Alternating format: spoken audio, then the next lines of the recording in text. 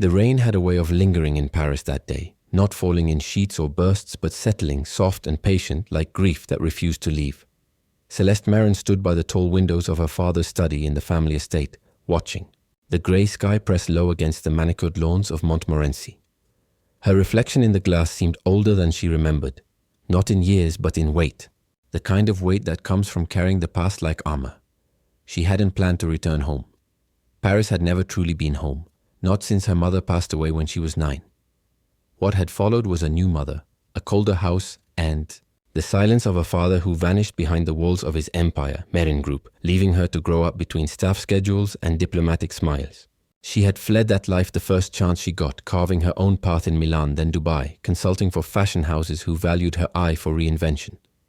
Out there she was respected. Out there she was free. But nothing had prepared her for the phone call that morning. "We need you back in Paris. It's urgent," her father had said, his voice more tired than commanding. And so she came, begrudgingly, warily, with her guard up and her heart half shut.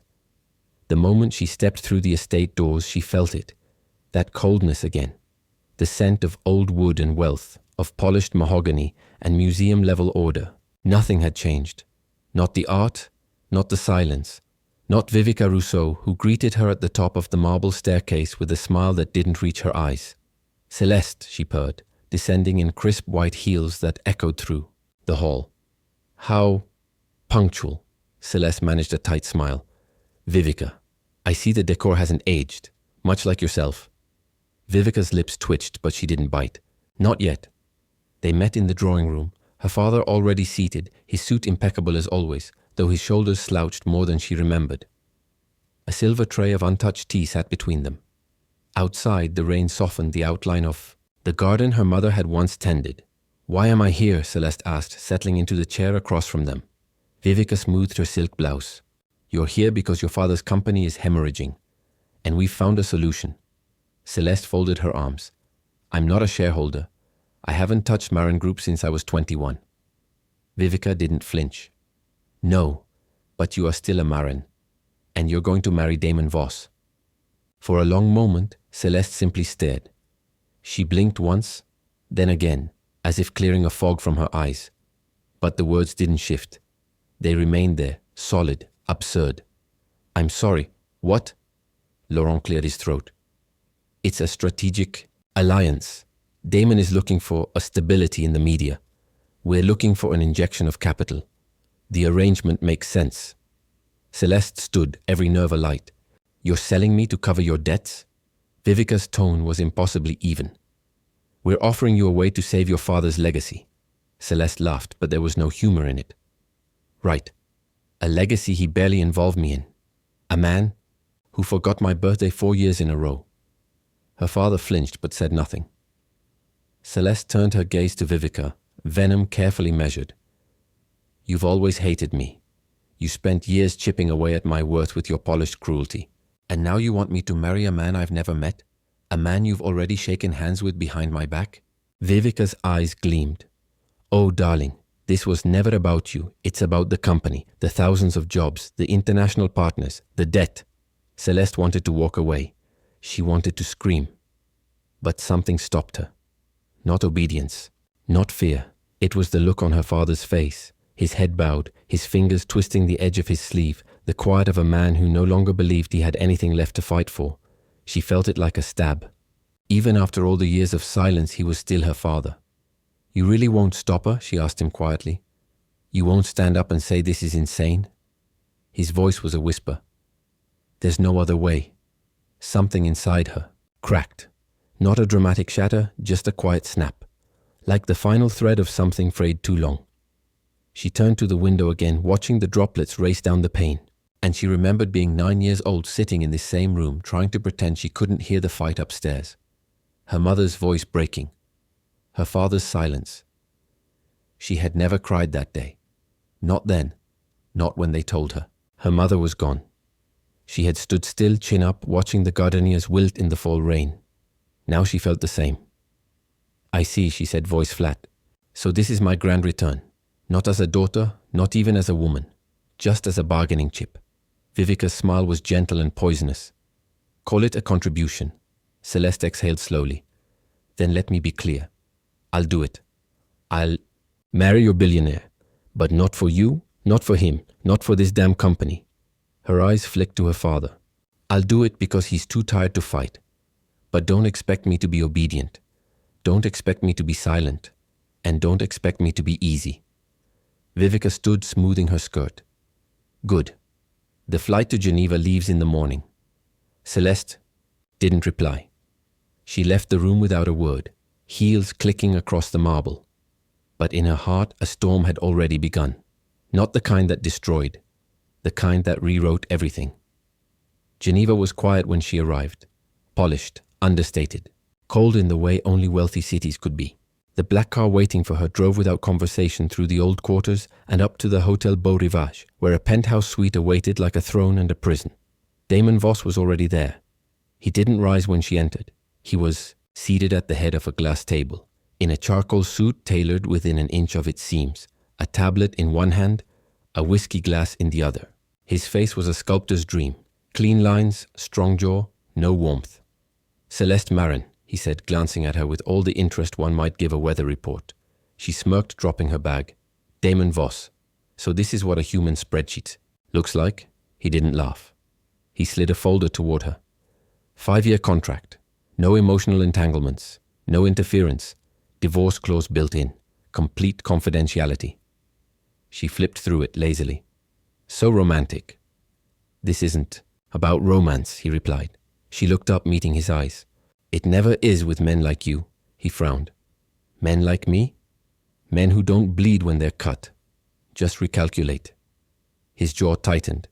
She signed the contract with a flourish, then pushed it back across the table. Well, Mr. Voss, she said, let's get married.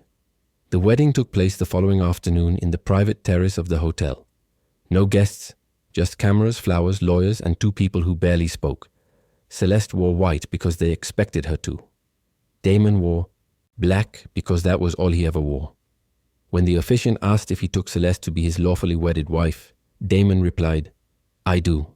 When it was her turn, she tilted her head, smiled sweetly, and said, Why not? They signed, they posed, they walked off the balcony to the sound of rain beginning again. That night in the penthouse, she stood by the window while Damon poured a drink in silence. You treat this like a stock acquisition, she said. Do you even know what a wedding night is supposed to be? He didn't look up. Irrelevant. She walked to him slowly. And if I told you I planned to make your life very, very complicated? He met her gaze, steady, unflinching. Then, we're already off contract. She smiled. Something dangerous sparked between them. Not attraction, not affection, challenge. And that perhaps was the beginning neither of them had expected. The suite on the top floor of Hotel Beau Rivage was breathtaking in its austerity. Every corner of the room whispered control, glass and chrome, marble and monochrome. There were no family portraits, no books stacked on tables, no signs of life. Just sterile perfection curated for someone who didn't intend to feel anything. Celeste Marin stood at the entrance, her hand still on the doorknob, scanning the room. It was so unlike the warmth of her mother's old Parisian salon, or even the chaotic energy of her own flat in Milan. This wasn't a home. It was a vault. Damon Voss didn't rise when she entered. He sat on a black leather couch with his legs crossed, a tablet in one hand and a tumbler of whiskey in the other. He looked exactly as he had the day before, impeccable and entirely unimpressed. Celeste crossed the threshold, her heels clicking against the polished floor as she made her way to the armchair opposite him. She dropped into the seat with theatrical ease, crossing her legs and arching a brow. So, she said, is this where you brief your wives before the merger is complete? Damon glanced up without expression. There have been no wives. Good to know. I was starting to wonder if you preferred to just collect them like assets. His silence in response was not defensive, but absolute. He didn't fidget. He didn't smirk. He was still, like a predator who didn't need to prove anything. She could feel her pulse quicken, but she refused to let him see it. Damon finally placed the tablet on the table between them and slid a stack of papers across the smooth surface. The terms, he said. 5 years. No interference in each other's personal lives. No emotional expectations. Public appearances as needed. At the end of the term, we file for divorce. Quietly. Celeste picked up the first page and skimmed it, her eyes dancing over the clinical language. Clause after clause, boundaries, fines, media stipulations. You've really thought this through, she murmured. I don't leave room for failure. And love? She asked without looking up. Where does that fall on your risk matrix? I don't trade in abstractions. Celeste looked up then, the edge of a smile pulling at her lips. You sound like someone who's never had his heart broken. Damon held her gaze, and for a moment she thought she saw a flicker of something behind his eyes. But then it vanished. I sound like someone who doesn't make foolish investments. She dropped the contract and leaned forward, folding her hands under her chin. And yet here we are. You offering a marriage. Me being bartered like collateral. This isn't about you, he said flatly. It's business. That's what everyone keeps saying, she replied.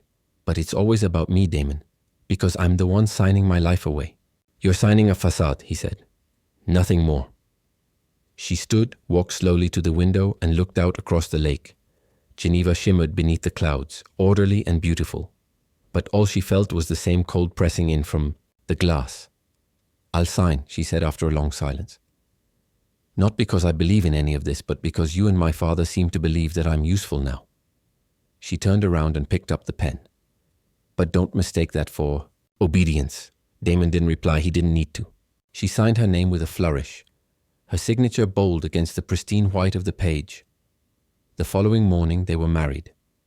There was no celebration, just a legal formality conducted in the winter garden terrace of the hotel where an officiant read vows like a grocery list, and photographers documented the event for the financial press. Celeste wore ivory, not for tradition, but because Vivica had insisted she looked like an asset worth the price.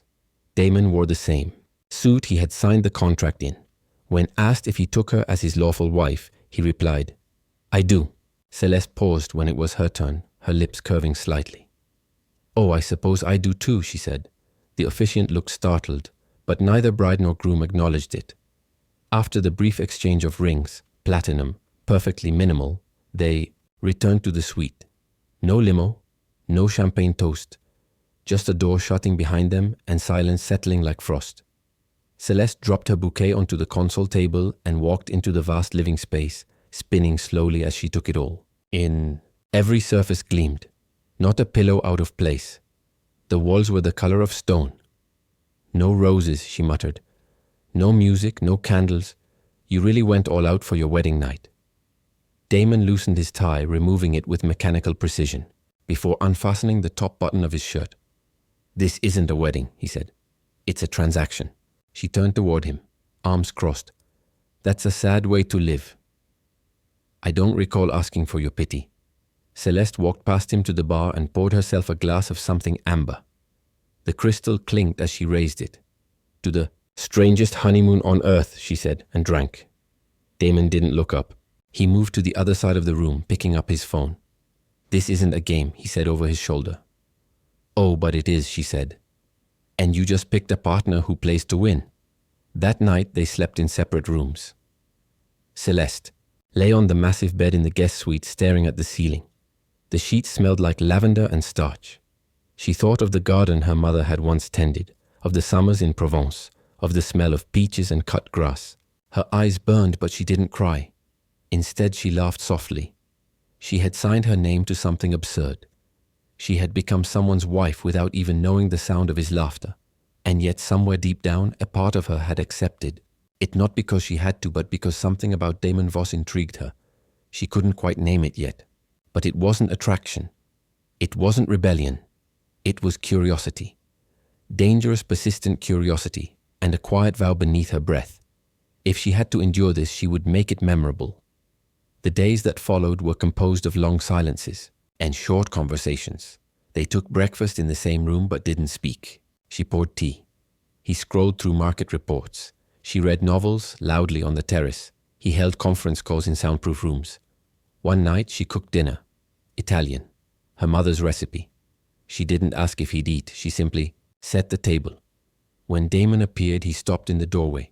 The apartment smelled like garlic and basil. The table had candles. She was barefoot, wearing one of his oversized shirts. I didn't ask for this, he said. Neither did I, she replied. He sat, ate slowly, said nothing. When they finished, she poured him a glass of wine and raised her own. "To surviving each other," she said. He looked at her for a long moment, then clinked his glass against hers. "To surviving." The moment passed, but something in it stayed. The next day she was gone when he woke. She returned mid-morning with croissants and coffee, breezing through the door as if she'd always lived there. "I don't remember agreeing to a breakfast schedule," Damon said from the couch. "I don't remember you ever smiling," she countered. He looked up, and for the first time something flickered across his expression. Amusement. Barely. But it was there. That night he found her humming to herself in the kitchen, barefoot again, flour on her cheek. He watched her from the doorway. Something strange, pressing against the edges of his chest. He wasn't supposed to notice these things. The curve of her shoulders when she stretched. The way her laughter bounced off the stone walls. The fact that he always knew when she'd entered a room without seeing her. He told himself it meant nothing. But every day it meant more. And every night as he lay in bed listening to her laugh. Through the wall, something inside him cracked just a little more.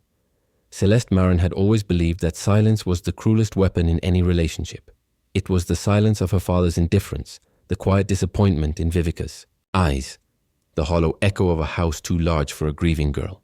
Now she found herself in another palace of quiet, a penthouse in Geneva, this one perched above the world, far enough from reality that it might as well have been orbiting alone, and yet this silence felt different, not empty but waiting. Damon Voss didn't speak unless necessary.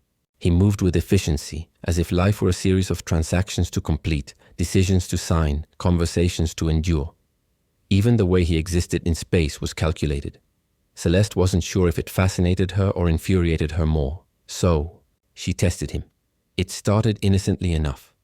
On their 6th evening under the same roof, Celeste entered the master bedroom wearing a bunny print pajama set, fluffy ears included, and holding a massive bowl of popcorn. She climbed onto his bed as if it were her own and queued up a romantic comedy on her tablet. When Damon returned from his home office, his jaw tightened the moment he saw her. "What are you doing in here?" he asked, his voice low, measured, observing. "Married life," she replied sweetly, popping a piece of popcorn into her mouth. "You know, bonding. This is what normal couples do." He remained at the doorway, unmoving. "This is not a normal marriage." Celeste gave a mock sigh. "Yes, I keep forgetting. Ours is the kind with lawyers and clauses, but no actual fun. Get out of my bed." "No." His eyes narrowed. "Celeste." She turned to him, blinking innocently. "You're welcome to call your lawyer, or you can sit down and watch a movie with me like a moderately functional human being." Damon took a breath, exhaled slowly, and walked away without a word. But she noticed the pause in his step, the way he hesitated just for a second before closing the door behind him. That night, Celeste laughed into her pillow. The game had begun. The next evening, she escalated. This time, she was already sprawled in his bed when he returned from a call, wearing his white dress shirt, clearly pilfered from his closet, unbuttoned just enough to draw attention but not so much as to be inappropriate. Her bare legs stretched across the sheets. She was sipping tea from his favorite mug and scrolling through a French poetry anthology. He stood frozen for a moment, the outline of his figure silhouetted by the hallway light. "What are you wearing?" he asked, his tone clipped. "Your shirt. You should be flattered. It's one of your cheaper ones. You are not allowed to take my clothes." "Strange," she said thoughtfully. "The contract doesn't mention wardrobe restrictions." Damon didn't respond. Instead, he walked across the room and retrieved the book from her hands. "Hey," she protested. He placed it down gently, then looked at her, his expression unreadable. "What are you doing, Celeste?" She tilted her head. "Making you feel something." "I don't need to feel anything." "That's a lie," she said softly. There was a beat of silence. Then, as if remembering himself, he stepped back, adjusting the cuffs of his shirt. "You're exhausting." "I know," she said brightly, "but apparently I'm also legally yours." He left again, but that night he didn't sleep. He lay in his bed staring at the ceiling, listening to her soft footsteps echo faintly through the apartment as she moved through the kitchen at midnight, probably looking for more popcorn. He hated how aware of her he was. The sound of her voice, the scent of her perfume, the unpredictable things she said that lodged themselves into his brain long after she'd stopped speaking. Damon Voss had spent a lifetime curating control. Celeste Marin was unraveling it in a matter of days. The moment that finally cracked the ice came quietly and unexpectedly. It was a Tuesday afternoon, and the skies above Geneva were dark and heavy with approaching rain. Damon had just returned from a meeting when he heard the crash, glass, a thud. Then silence. He was in her room in seconds. Celeste was on the floor, her arms curled around her stomach, her skin pale and clammy. A glass had shattered beside her, the remnants of water soaking into the rug. She tried to sit up but doubled over, her breath ragged. "Don't," he said immediately, kneeling beside her. "Don't move." "It's just cramps or something," she gasped. "I skipped lunch, probably stupid. I'm fine." But her voice wavered, and when he touched her shoulder, he could feel the tremor beneath her skin. Within minutes, Damon had her on the bed, tucked beneath the covers, his phone already dialing. His private doctor arrived swiftly, a tall woman with gentle hands and a firm tone. She examined Celeste while Damon paced the hall like a man possessed. When the doctor stepped out, her expression was calm. "Acute gastritis," she said. "Brought on by stress and irregular meals. It's painful but manageable. I'll send a prescription. And she needs rest. No caffeine, no processed foods, and definitely no more skipping meals." Damon nodded, jaw tight. "Understood." He returned to the room and sat beside the bed. Celeste's eyes were barely open, her face still pale, her hair matted to her temple. "You're still here," she whispered. He brushed a damp strand away from her cheek. "I'm always here," she blinked. "That's new." "You scared me," he said quietly. Her lips curved faintly. "I didn't know you could be scared." "Neither did I." They said nothing after that. He stayed until she fell asleep, one hand resting lightly over hers on the blanket. He didn't move until her breathing evened, until the pain in her face faded to something softer. Later, as he stood in the doorway watching her sleep, he realized something deeply unsettling. He cared. Not strategically, not performatively. He cared in a way that made his chest tighten and his thoughts splinter. Celeste Marin, the woman he had married to solve a problem, had somehow become the very center of his unrest. The next morning, when she walked into the living room, slowly, cautiously, wrapped in a shawl, he didn't look up from his laptop, but he had already placed a covered tray on the coffee table. Tea, toast, soft fruit, and a small card that read simply, "Eat, doctor's orders." Dishi smiled, not mischievously, not in defiance. It was something else, something real. In the weeks that followed, everything changed. He began noticing the way she hummed when she made coffee, the quiet way she talked to herself in French when she was reading, the way she danced barefoot while brushing her teeth. She noticed how he took his espresso, no sugar, one dash of cardamom, and began making it before he even entered the kitchen. She noticed how he read the Financial Times, but lingered longer on the cultural section than he admitted.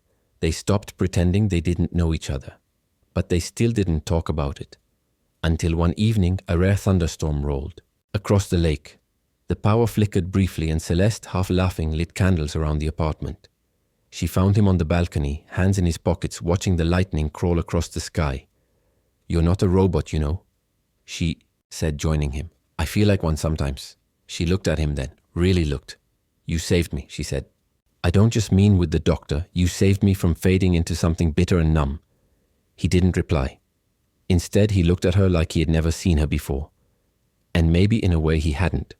The woman before him wasn't just the inconvenient daughter of a failing empire. She was fire wrapped in silk, strength dressed in laughter, a walking contradiction of vulnerability and defiance. And somehow, against every instinct he'd built over a lifetime, he wanted to know her more. That night, neither of them closed their bedroom doors. The ice had finally begun to crack. The news came on a grey morning, the kind of morning where time felt suspended in the low-hanging clouds above Geneva. Celeste had just settled into the armchair by the window, a warm mug between her hands, when her phone began to vibrate. It wasn't a number she recognized. She almost didn't answer. But something in her chest stirred, an instinct sharpened by years of learning when silence meant danger. "Hello?" she said, her voice casual, guarded. There was a pause on the other end. Then a voice, male, uncertain, and tinged with formality. "Is this Miss Celeste Marin?" She straightened. "Speaking. I'm calling from Saint-Antoine Hospital in Paris. I'm..." I'm very sorry. Your father, Mr. Laurent Marin, passed away early this morning. It was a heart attack. He was brought in unresponsive and he didn't survive. The words didn't land all at once. They hung in the air between syllables, floating somewhere between disbelief and inevitability. Celeste said nothing. Her fingers loosened around the mug. It fell to the floor and shattered. But she didn't flinch. Miss Marin? The voice repeated gently. She ended the call without replying. The world seemed to dissolve around her. The walls of the penthouse blurred. The sound of her own heartbeat echoed louder than the silence. Her father, Laurent Marin, was dead, and she felt nothing at first. Not sorrow, not rage, just a vast echoing emptiness. It took 3 hours for Damon to return from his meetings. When he entered the penthouse, the lights were still off. He found her sitting on the floor by the broken mug, her arms wrapped around her knees, her expression eerily calm. He didn't ask what happened. He simply walked over, crouched beside her, and waited. My father is gone, she said, her voice flat. Just like that, no warning, no goodbye. Damon reached for the glass shards scattered around her, placing them in a small bowl without saying a word. I thought it would hurt more, she whispered. But I think it hurts most that it doesn't. He left long before he died. I've just been pretending he might come back. Damon paused, then asked softly, Do you want to go to Paris? She nodded once. The funeral was held 3 days later at Père Lachaise Cemetery, under a sky so still it felt rehearsed. Celeste wore a black dress that belonged to no season, her dark curls pinned in a low twist. She stood beside the casket, hands folded, face unreadable. Vivica stood opposite her, dressed in mourning, every detail meticulously crafted, the fitted coat, the understated hat, the faux grief in her eyes. As the casket was lowered into the earth, Celeste didn't cry. She didn't move. She just watched, as though waiting for something, anything, to feel real. Damon stood quietly beside her, a steady presence amid the polite murmurs and carefully delivered condolences. He didn't try to comfort her. He didn't offer empty words. He simply stayed, which was more than her father had ever done. Later that evening, the rain came. It tapped softly against the windows of the Paris estate, the same house where Celeste had once sat by the fireplace as a girl, waiting for her father to come home. She walked its halls now like a ghost visiting a former life, running her fingers over banisters and bookshelves and frames she no longer recognized. Vivica summoned her to her father's study. The room looked almost identical to how he had left it, only cleaner, colder. Vivica stood by the desk, her arms crossed, a folder resting at her side like a silent weapon. I'll be brief, Vivica said, not bothering with small talk. With your father's passing, I now own Marin Group. Celeste's breath caught, but her voice remained cool. He left it to you? Vivica offered a practiced smile. He signed the transfer of inheritance 6 months ago. You can review the documents yourself. Celeste stepped forward, pulled the folder open, and flipped through the pages. Her hands shook, not with grief but fury. Her father's signature was there. His writing, his initials, the legal stamp. It was all correct, but it felt wrong. He wouldn't do this, she said. Not without telling me. Vivica's smile didn't fade. He didn't owe you that conversation. Celeste's eyes narrowed. This was your plan all along. You left, Vivica replied smoothly. You wanted nothing to do with the company. He entrusted it to someone who cared. No, Celeste whispered. He gave it to someone who manipulated him, who knew how to wear a mask. Vivica tilted her head. You were always so dramatic. He made a choice. You just don't like being irrelevant. Celeste slammed the folder shut. You think this is over? Vivica's voice dropped to a whisper. If you behave, I might let you keep a symbolic share. Something pretty to hang on your office wall.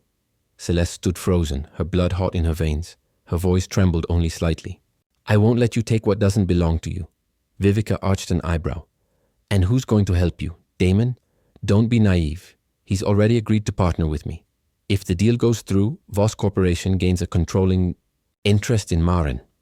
It's a win for both of us. The floor beneath Celeste seemed to tilt. Her heart dropped. No, she said. He wouldn't. But Vivica had already turned away. Check with him if you like, but you know Damon.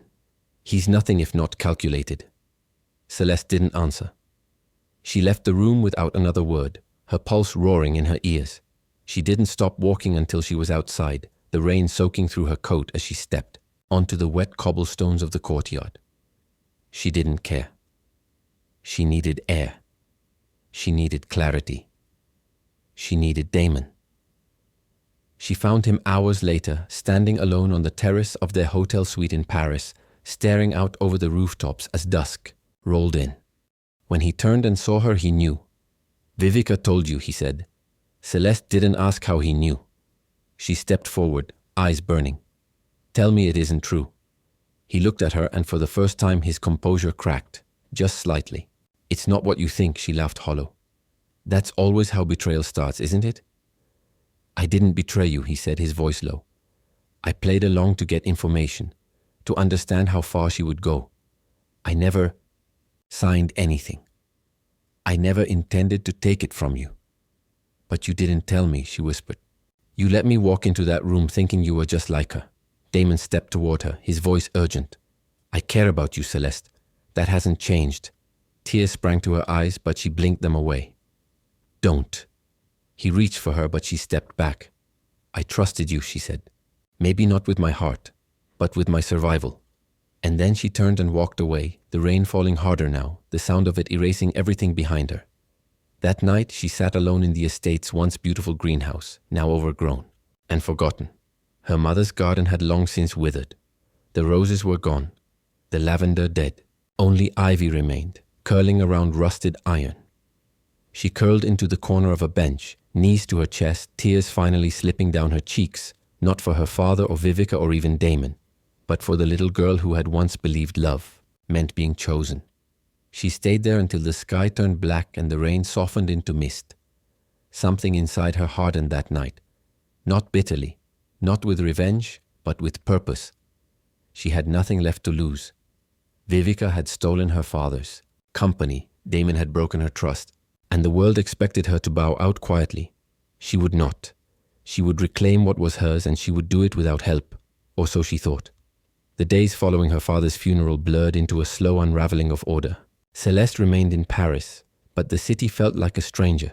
Its cobbled streets no longer romantic, its cafes flavorless, its skyline weighted with memory. Every corner of the Marin estate reminded her of what she had lost, and more cruelly, of what she had never truly had. She had expected grief to come in waves, but instead it arrived in silence. It clung to her like a damp coat, suffocating but invisible. She moved through the house as if it belonged to someone else now. Perhaps it did. She spent her mornings at the law office her father had once trusted, combing through files, contracts, and trust documents. The results were always the same. Vivica Rousseau owned the majority of Marin Group. Her name was on the inheritance transfer. The signatures were real. The board of directors had already shifted loyalties. The company her father built brick by brick was now in Vivica's hands, and she had done it legally. Celeste's presence in the office quickly became a symbol of quiet desperation. The secretaries looked away. The senior partners offered condolences, not advice. Behind closed doors, they whispered that she was chasing ghosts. But Celeste wasn't chasing ghosts. She was chasing clarity. One evening, after a particularly grueling meeting with a private forensic attorney who all but confirmed the hopelessness of her case, she walked the long route back to the penthouse. The streets were slick with mist, the lamps casting amber halos across the pavement.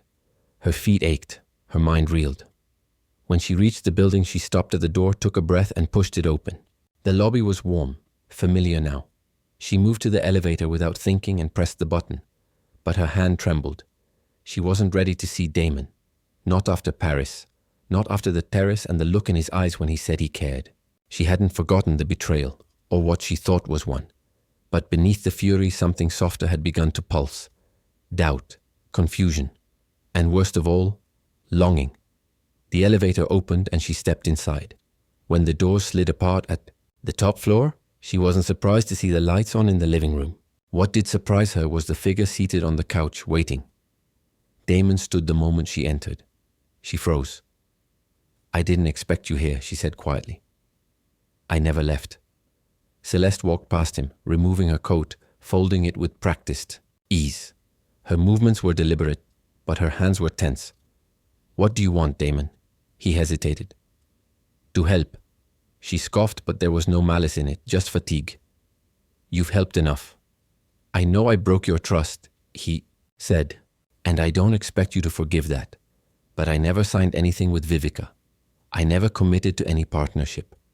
I needed to know what she was planning, and she only lets her guard down when she thinks she's winning. Celeste turned slowly, her eyes narrowing.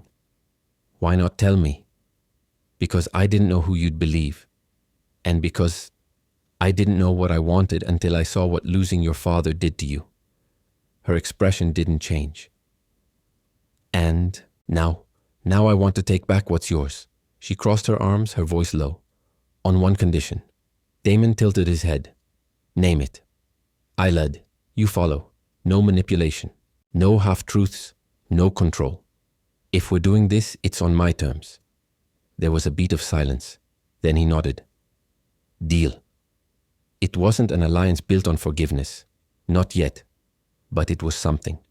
The first bridge rebuilt in a city of ruin. They got to work the next day. Celeste transformed. The grief didn't leave, but it sharpened her, gave her focus. She stopped moving like a daughter and began thinking like a strategist. She read shareholder agreements like battle maps, combed through board meeting minutes with the precision of a forensic analyst.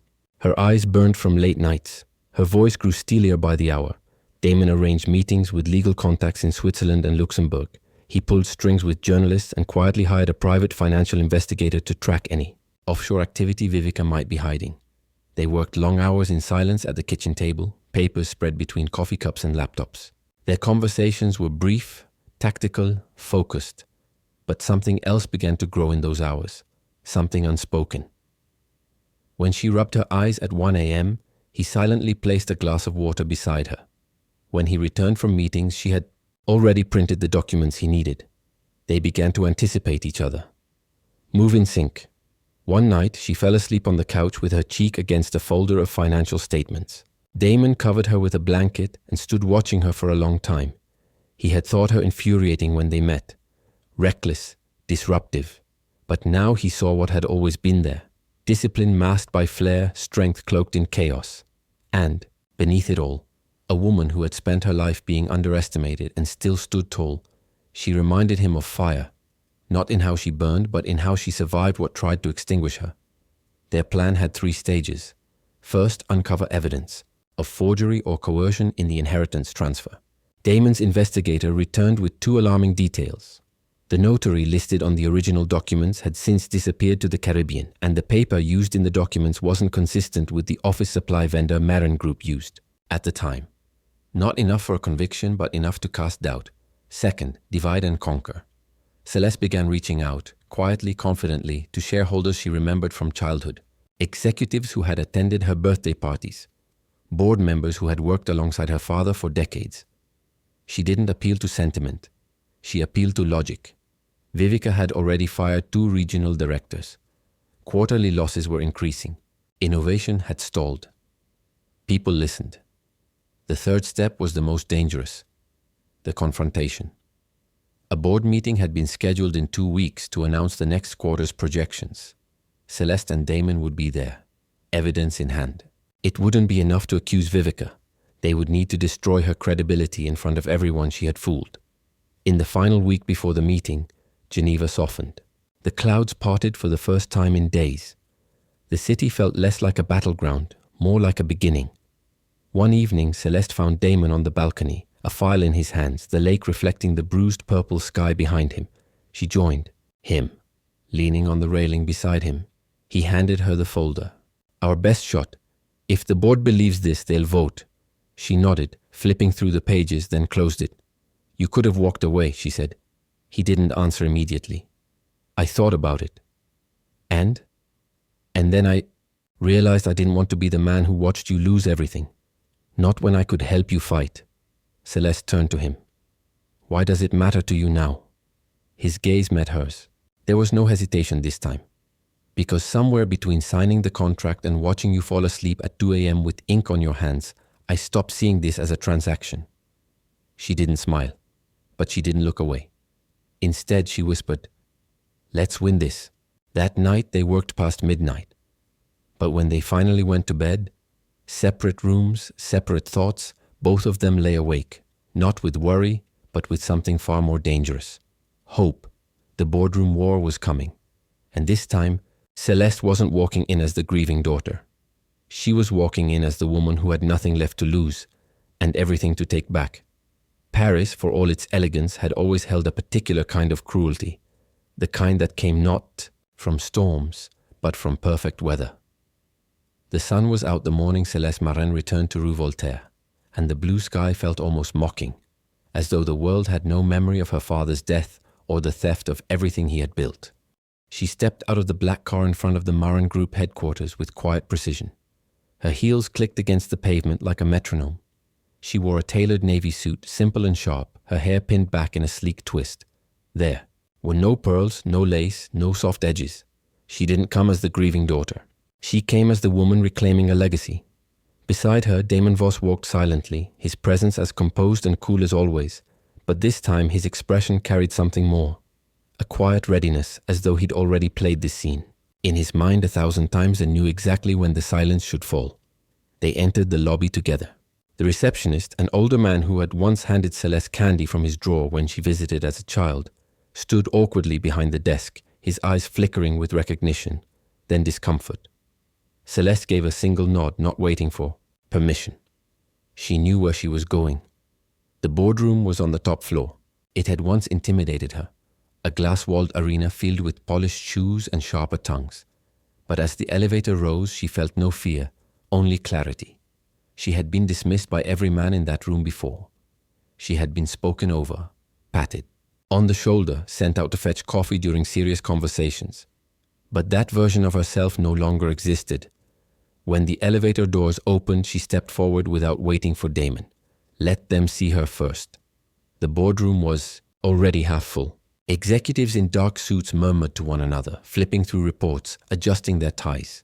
Vivica stood at the head of the long table, commanding attention in an ivory blazer that made her look more queen than CEO.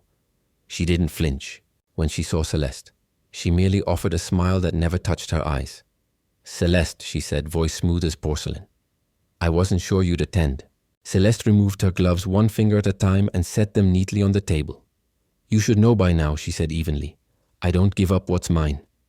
Vivica laughed lightly, as though Celeste had made a quaint joke. "We'll begin shortly.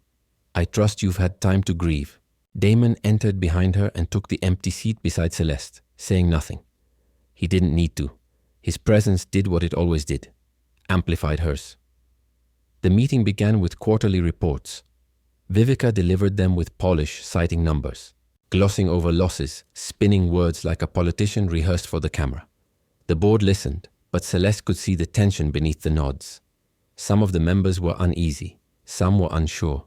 All she needed was a crack in the surface, and then she stood. "I'd like to speak," she said calmly. Vivica raised an eyebrow. "This isn't a shareholders forum." "No," Celeste said, her voice steady. "It's a leadership forum, and I have evidence that the current leadership has violated both ethical and legal standards." She reached into her bag and pulled out a folder, thicker than it appeared, dense with documents, stamped and signed. She handed copies to each member, watching their eyes begin to widen as they flipped through pages. "In these documents," she said, "you'll find substantial irregularities tied to the inheritance transfer signed by Laurent Marron.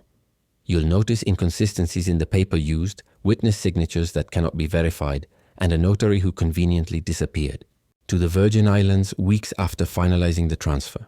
Murmurs rippled around the room. Vivica's expression didn't falter. "This is a smear campaign.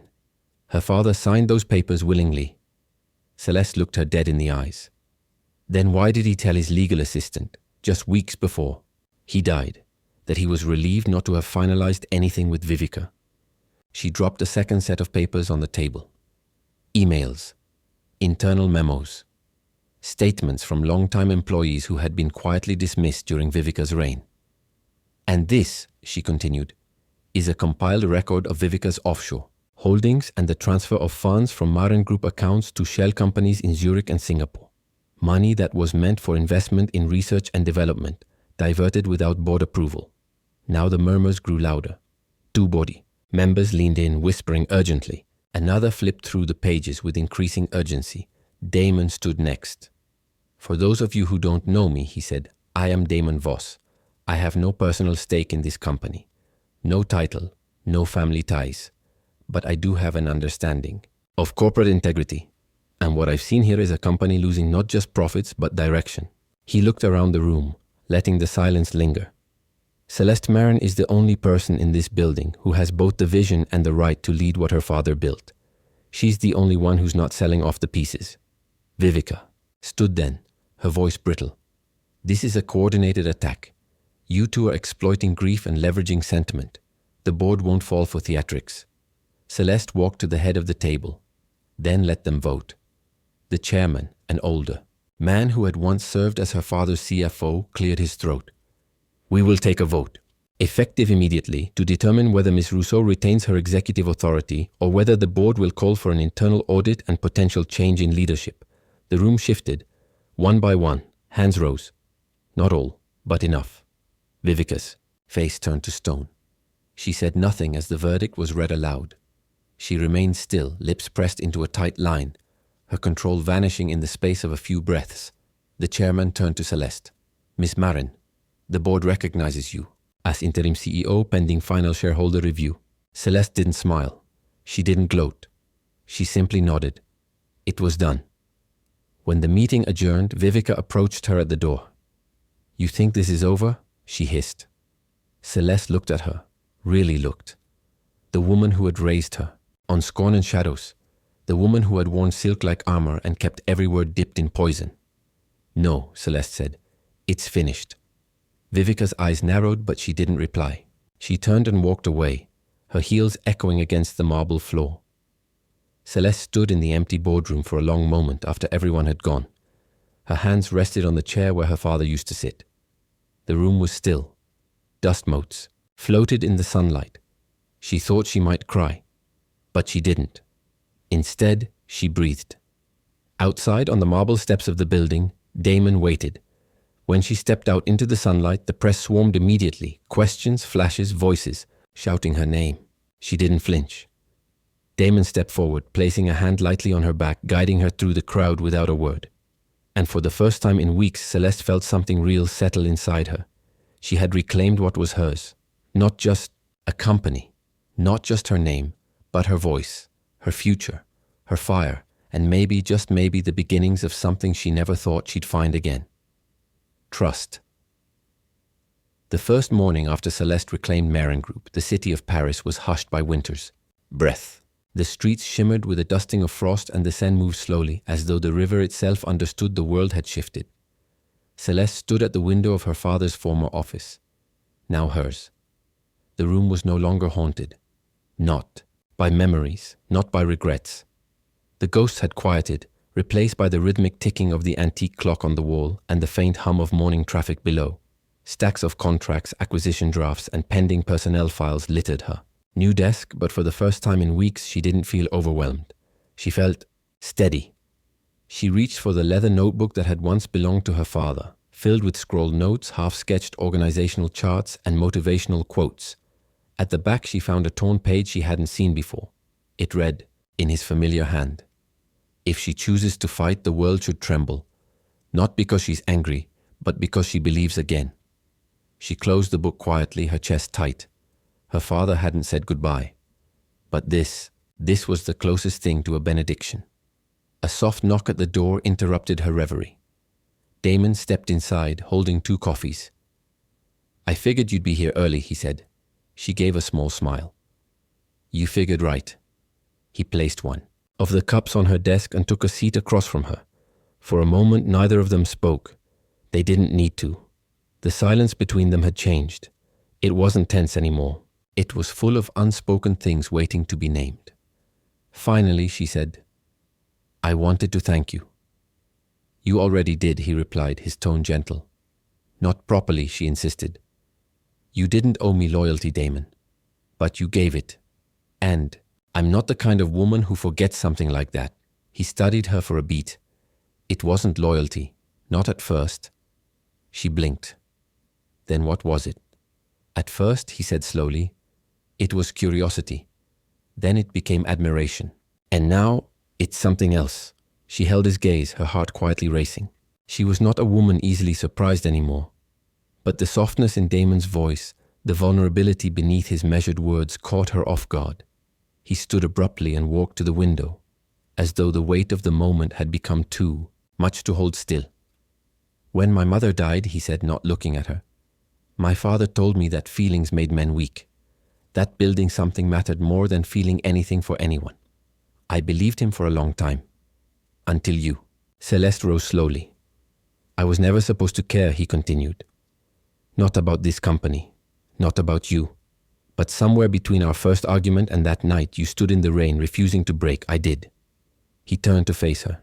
"And now I don't know how to stop." The silence between them grew still. Celeste stepped closer. "Why would you want to?" she asked, voice barely above a whisper. His jaw tensed, but his eyes betrayed him. "Because caring makes everything fragile. And I've seen too much break." Her eyes didn't waver. "Maybe things break because they weren't held properly." They stood there, two people who had survived betrayal and grief, power plays and boardroom wars. But this was the battlefield neither had trained for. Honesty. She reached for his hand, and he let her. They didn't kiss, not yet, but the space between them was no longer distance. It was potential. Later that evening, they returned to the penthouse, both exhausted but unwilling to part. Celeste lit a fire. Damon opened a bottle of wine. They sat together on the floor like old friends who had long since run out of walls to hide behind. She rested her head against his shoulder. It was the first time she had let herself lean into anyone since childhood. They talked for hours, about things that had nothing to do with companies or contracts, music, mountains, how neither of them knew how to whistle properly. She told him about her mother's lavender garden. He told her about a camping trip in Iceland where he nearly froze but had never felt more alive. At one point, she looked at him and said, "What happens now?" He didn't answer right away. Instead, he asked, "Do you want to know something absurd?" She raised an eyebrow.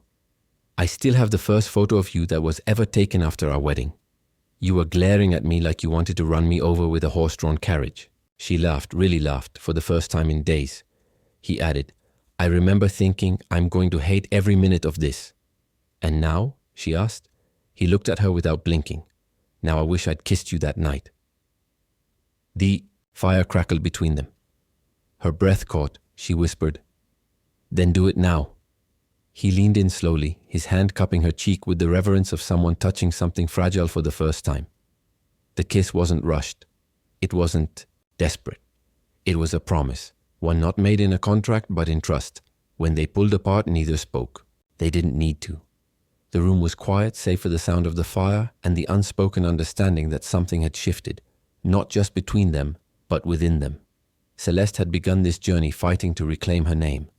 But now, something deeper was blooming, something unexpected, a new story, one not about survival or revenge or inheritance, but about rebuilding. The weeks after Celeste reclaimed Maren Group unfolded like the slow thaw of winter. Paris remained cold, but not bitter. Her mornings began earlier now, often before the sun rose, her fingers wrapped around steaming coffee mugs as she stood at the window of her office, watching the city stir awake. It was the first time in her life that the skyline didn't intimidate her. She no longer moved like a girl pretending to be in control. She was in control. Under her leadership, the company began to shift. Subtle at first, a restructuring of middle management, a reinstatement of the regional heads Vivica had wrongfully terminated. Then bolder, announcing new investment in sustainable development, partnering with forward-thinking ventures her father had once dreamed of supporting. The press called it the return of the Maren legacy. Share prices climbed. Internal morale blossomed. Board members who had once doubted her now looked to her with newfound respect. But success, Celeste quickly learned, didn't silence old fears. It only gave them new corners to hide in. And the more she rebuilt outwardly, the more she realized she hadn't yet rebuilt inwardly. She often found herself in the quiet hours between dusk and midnight thinking not about shareholder meetings or development roadmaps, but about Damon, about the way his voice softened only when speaking to her, about the night in front of the fire when everything between them finally unraveled, not into chaos but into honesty. But that closeness had not yet been tested by pressure, and pressure she knew was inevitable. One Wednesday afternoon, she received a message from her assistant. A sealed envelope had been delivered by private courier, addressed only to her. Inside was a simple letter, unsigned, typed in stark black ink. Be careful who you trust. Voss has never been here for you. He's here for what your name can give him. Ask him about the Zurich account. She read it once. Then again. Her stomach turned. She knew that letting paranoia take root was how her stepmother had ruled. With suspicion. Isolation. But still. This? Now? She sat in her office for a long time, the note resting on her desk like a shard of broken glass. That evening, she didn't go home. She went straight to Damon's apartment. He opened the door, still wearing his shirt from the day, sleeves rolled, expression surprised but warm. You're early. I didn't want to wait, she said, stepping past him. He studied her carefully. What's wrong? She turned, arms crossed, the envelope gripped tight in one hand. Did you open a Zurich account in my name? Expression froze. She watched it happen in real time. The flicker of surprise, then regret, then restraint. Celeste, don't lie to me. He exhaled, running a hand through his hair. I opened the account, but not in your name. In the company's, weeks ago. After Vivica's assets were frozen, we needed a holding structure to reroute pending deals without triggering legal alarms. You didn't tell me. I didn't want to worry you. She stepped back, stunned by the weight of those words. You don't get to decide what I should worry about, Damon. That's what trust means. Transparency, partnership. You promised me no more shadows. His jaw tightened. And I kept every promise that mattered. No, she said, her voice shaking now. You kept your version of those promises. And that's not the same. For a long moment, neither of them spoke. The air between them was thick. Wounded pride, bruised trust, the ache of what could collapse in silence. Finally, he said quietly, I didn't do this to control you. Then why did you do it? Because I was afraid, he confessed, of what would happen if I lost you. And there it was, the heart beneath the armor. The boy who had learned that feelings were liabilities and now stood in front of her asking not to be punished for being scared. She softened, just slightly.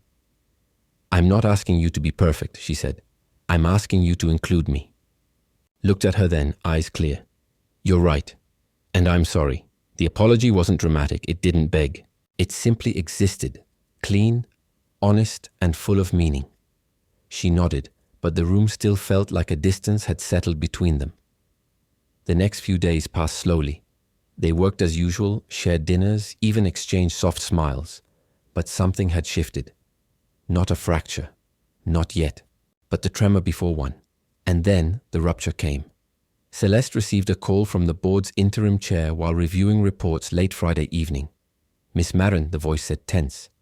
Did you authorize a 1.4 million euro disbursement to the Voss Foundation this morning? Her pulse quickened. No, I did not. There's been a leak to the press. Rumors say Damon Voss made himself a silent partner using insider control. If we don't get ahead of this, you'll lose everything we fought to restore. The line went dead. Celeste stood completely still for several seconds. Then she went to find him. She burst into the penthouse, and this time she didn't knock. Damon was in the study, pacing. I just got off the phone with Marceau, she said, breathless. There's a leak. They're accusing you of embezzling through the foundation. His eyes widened. I know. You know, I authorized the payment. Her stomach dropped. Why would you? To protect you. He stepped forward, urgency in every breath. The Zurich documents were about to be subpoenaed. If they found the holding structure under your company, they would have spun it as tax evasion. You'd be ruined, Celeste. Legally. Publicly. So I rerouted the funds to my foundation and leaked it as a diversion. She stared at him, disbelief crackling through every limb. You lied to the board. You lied to me. Again. I took the fall because you couldn't afford to. Her voice broke. But you didn't ask me. Because you wouldn't have let me. And that was the truth. But it didn't make it better.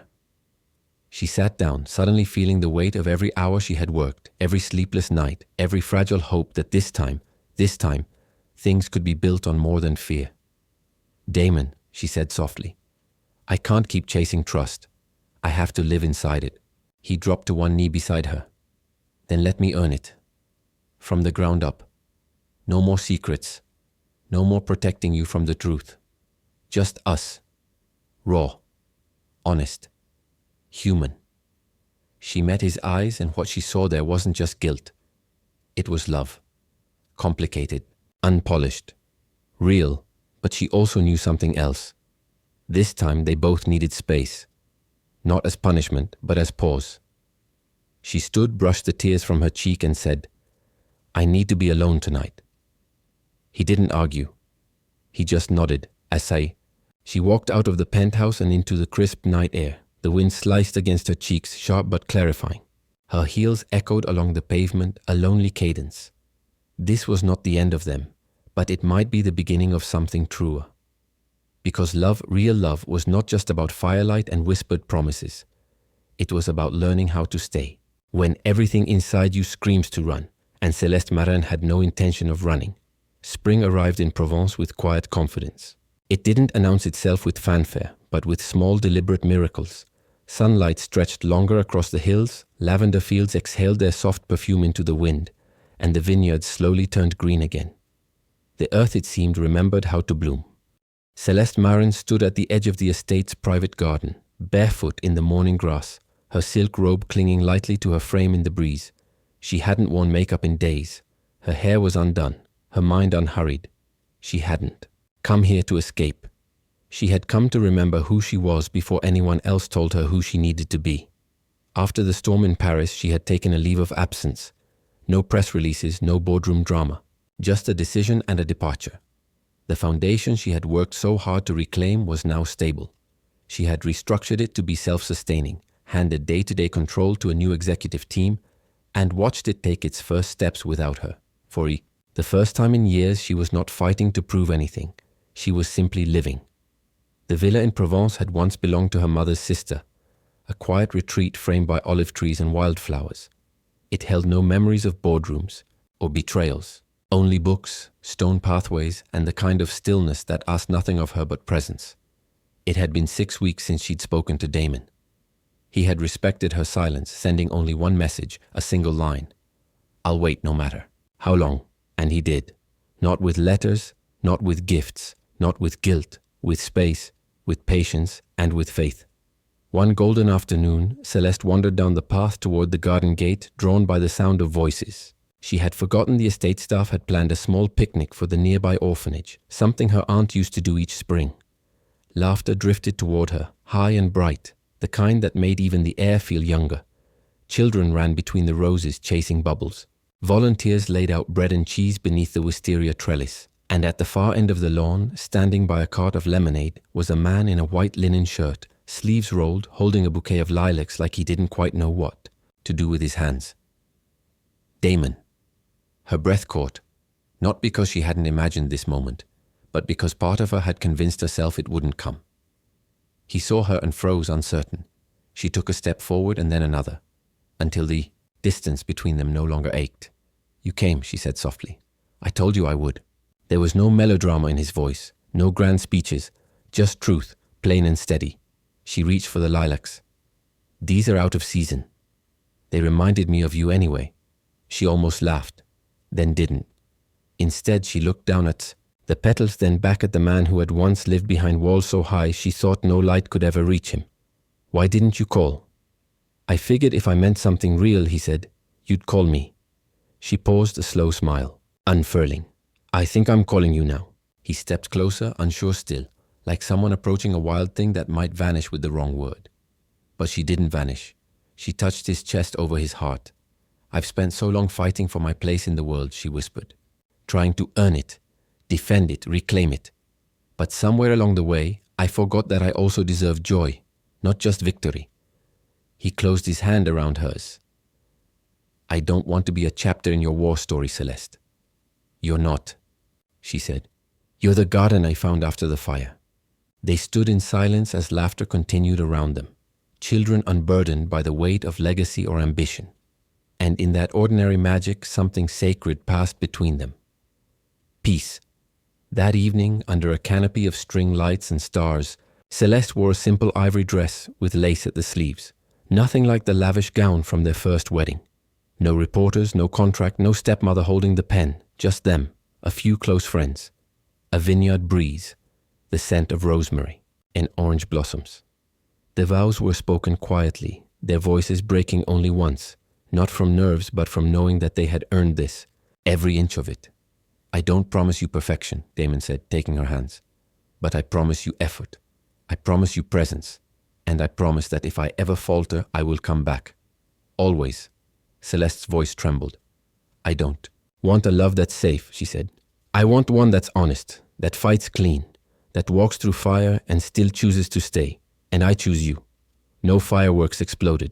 No string quartet played. But when they kissed, this time by choice, not contract, it felt like something ancient had been made new. Later, as the last guest departed and candles flickered low, Celeste sat in the garden barefoot once more. Damon. Beside her, his jacket draped over her shoulders. You know, she murmured, I used to believe I had to be cold to survive. He brushed her hair back. And now I know I can be soft and strong. He smiled. I always knew that. She leaned into him. And for the first time in her life, Celeste Marin didn't feel like she was standing on borrowed ground or borrowed time. She was exactly where she had chosen to be. Not because she needed saving, not because she won a battle, but because she had learned the rarest kind of courage, the courage to let love stay.